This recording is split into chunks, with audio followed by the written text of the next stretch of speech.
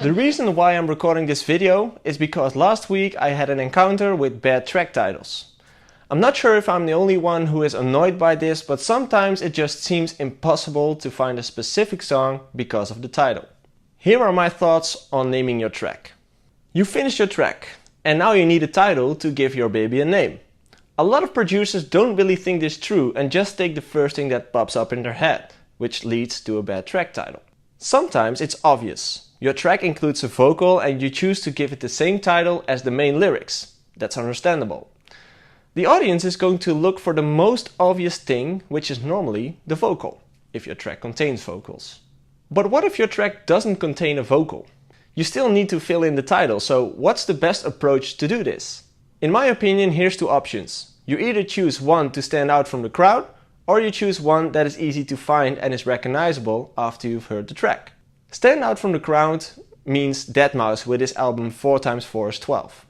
And easy to find after you've heard the track means Hardwell and Kashmir with Power. Now let's break this down. 4x4 is 12 isn't really the most logical thing to look when you listen to the album. It does make sense when you see there's 12 tracks on the album. 4x4 still is 16 in my world. This album title stands out from the crowd. It's different. And remember, being different is more important than being better. The track title from Hardwell's Power is more logical and mainstream, especially if you listen to the song and hear the vocals. The one word that really sticks with you is the word power. Therefore, it's the most logical thing to look for when you've heard the track and you want to look it up. It's pros and cons time. The pros for deadmau5's album is that it's unique, unlike the title Power, which is generic. Besides the fact that 4x4 is 12 is unique, it also fits deadmau5 his branding. The cons for deadmau5's album is that it's hard to find if you're not aware of the fact that it's deadmau5's album. There isn't really a connection to one of the songs.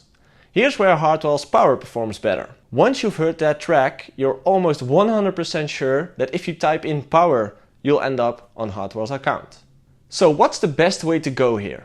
That depends on what you think is the best strategy. I really dig the style of communication and branding from deadmau5, but I also like the commercial approach from Hardwell. It's up to you to decide what works best for you. Here's another example. Jay Hardway recently released a new track called Coffee Please.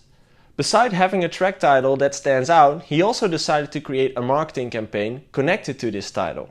He created a video clip where you see Jay himself on his journey to find the perfect coffee. He posted the videos and photos connected to the track title on his social media pages. Then he created a remix contest. So by having a title that makes it easier for you to create more content around your release, you are more likely to stand out and have a better chance of selling your track. The one thing I want you to take away is that a track title is more than just a name. It could affect everything you use in your marketing and communication plans. Don't just take the first title that comes up in your mind. Think things through. Ask yourself these questions. What additional content could I create with this title? Is the title unique, or does it fit the lyrics? Is it easy to find when people Google it or search for it on Spotify? I wish you the best of luck and let me know your experiences in the comment section.